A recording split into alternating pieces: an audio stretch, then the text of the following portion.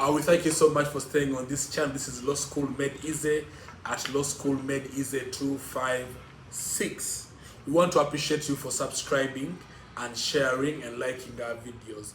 Please, if you have not yet subscribed, don't watch a video minus subscribing. Subscribe to this channel, Law School Made Easy at Law School Made Easy 256, and afterwards share this video to a friend that you think may need it, that it may be hope to that friend of yours, and then like the videos. It's very important for us when you like the videos, and also keep the comments coming or the videos you want us to do. Which video do you want us to do next? Which topic do you want? Which, any topic, any case you want. You may be wanting a case. We may discuss a case like we are about to discuss ex parte Matovu and very many other cases. So we want to thank you so much for staying on this channel, and today we want to go straight into constitutional history, and particularly we want to look at the 1953 Kabaka crisis. This crisis, I'll first tell you the participants in this crisis. There were 4 participants in this crisis. Number 1 was the governor. Number 2 was the king of Buganda, Mutesa II, and then Layton, who actually sparked off the Secretary for State for Colonies of British Protectorate, and also the people of Buganda. These were some of the parties which participated in this crisis.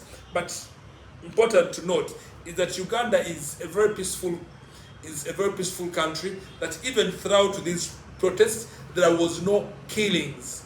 We didn't witness any killings of people, but it was very massive and very impactful to the present day Uganda that we have. So let's dwell into the causes of the 1953 Kabaka crisis.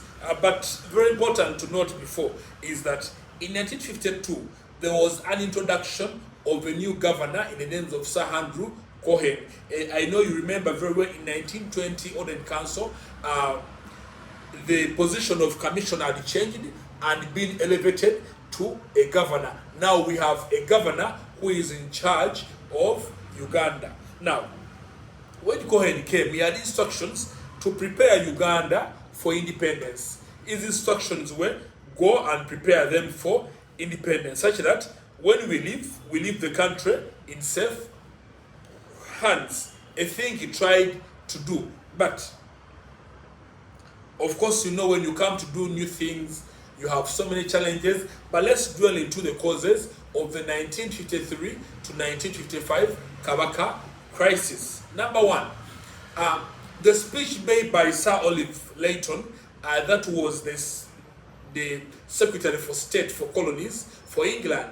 While in England, he made a statement and said that they had a plan to have a federation of East Africa, to put Uganda, Kenya, Tanzania, and others into one state called the East African Federation. This annoyed Mutesa. And he protested the speech, the words of Sir Olive Layton. Now, when Mutesa protested, he even wrote a letter. In that letter, still protesting how Uganda was not able or willing to join to make a federation of East Africa. Now, this angered many people, including Sir Andrew Cohen, who was the governor. On return, Mutesa, they had a meeting at State House in Entebbe with Sir Andrew Cohen and other Buganda chiefs like Abu Kacha Mamayanja. Now, in that meeting, Cohen tried so much to explain to Mutesa that, look here, Mutesa, we are going to inform you. If there is any development, we are going to inform you. Do not protest against our activities. Remember, we said Andrew Cohen had come to speed up the development and also prepare us for independence. Now, in all the activities he was doing, Mutesa had also instructed people to boycott whatever he was doing, and there was no progress at all. Now, that meeting at Entebbe yielded nothing, a thing that annoyed so much Andrew Cohen. And when Andrew Cohen was annoyed, what he did was to scrap off, to to revisit Article 6 of the Buganda Constitution that said, for as long as the Kabaka of Buganda was submissive and loyal to Her Majesty's government, then they would recognize him as a native ruler of his people. But now that Mutesa had become unruly, was not submissive, so what he did, Andrew Cohen, was to withdraw the Article 6 of the Buganda Agreement. When he withdrew it, it meant that now Mutesa was a common man. He was no longer recognized as a native ruler of his people. Therefore, at that point when Article 6 was withdrawn, he went ahead and deported Sir Mutesa to England. So Mutesa was deported that side. So the idea of deporting Mutesa sparked off the demonstrations, the boycotts, and that is what we now call the Kabaka crisis. The Mutesa was deported to England for having failed to listen to the governor at the time. Now, you can see at this point we have almost discussed 3 causes of the Kabaka crisis. One, we said the speech made by Sir Olive Layton. Another one is that Mutesa's character. Another one is Sir Andrew Cohen deporting Mutesa and also withdrawing Article 6 of the Buganda Constitution that had protected Buganda's supremacy. Now, at this point when Mutesa is now in exile, Mutesa never stopped. He was, remember, he was a son of Daudi Chwa. Mutesa already had had his father, because the idea of a federation had first appeared when Daudi Chwa was the king of Buganda around 1920, 23.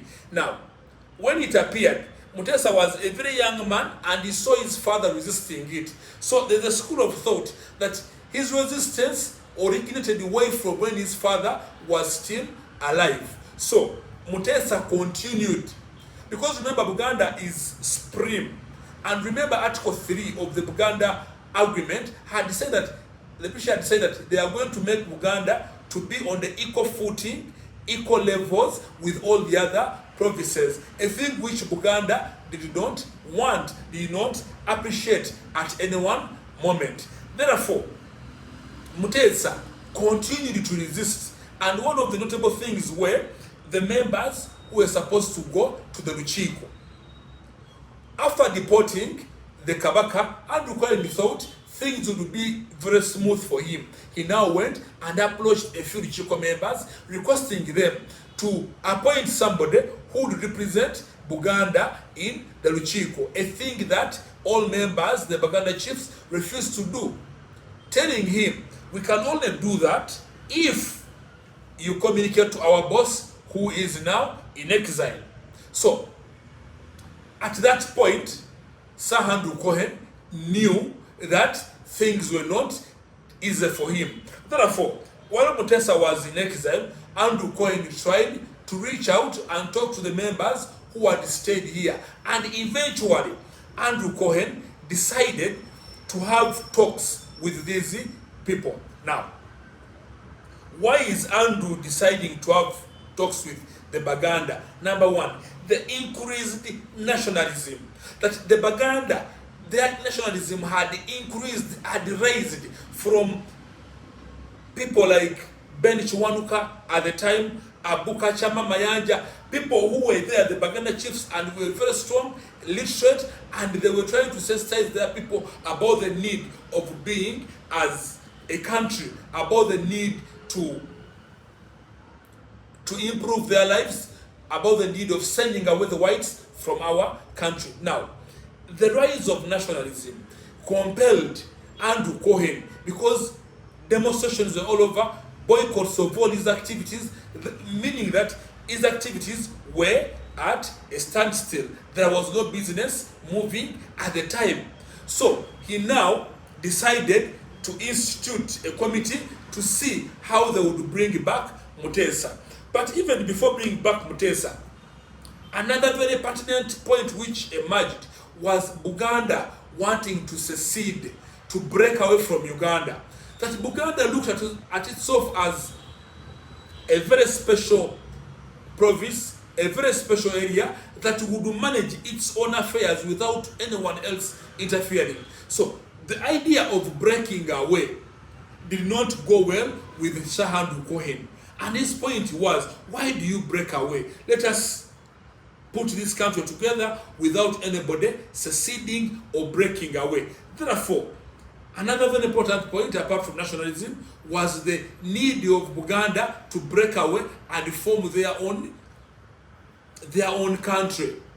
In fact, Buganda at that moment started preparing itself to get independence, and there is no doubt that every 8th of October, Buganda jubilates its independence. This originated from this saga which we had gotten. Therefore, after a lot of pressure amassed on Shahandu Cohen, he now accepted, and there was a meeting held between him and the chief of Buganda, and the results, Andu Cohen instituted what we call the Ad hoc Committee, the 1955 Ad hoc Committee. In this committee, the idea was, how do we bring back Mutesa to the country, because the Baganda were demanding for that. How do you reinstate Article 6 of the Buganda Constitution? And all these were success. And 1955, when the Ad hoc Committee was formed, that is where we get what we now call the 1955 Buganda Agreement, or you want to call it the Namirembe Conference. It started at Namirembe, and it was to organize the coming back of the Kabaka. And indeed, the Kabaka was brought back to the country.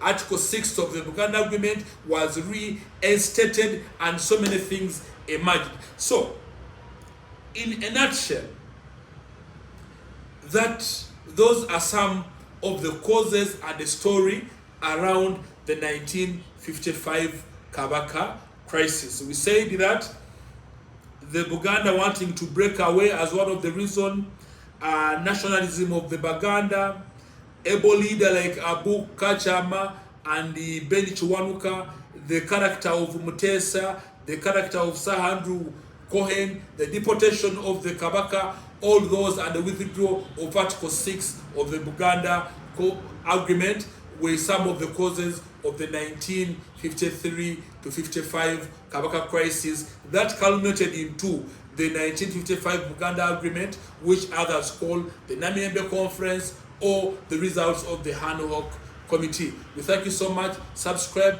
share, and like our videos. Thank you so much. Until next time.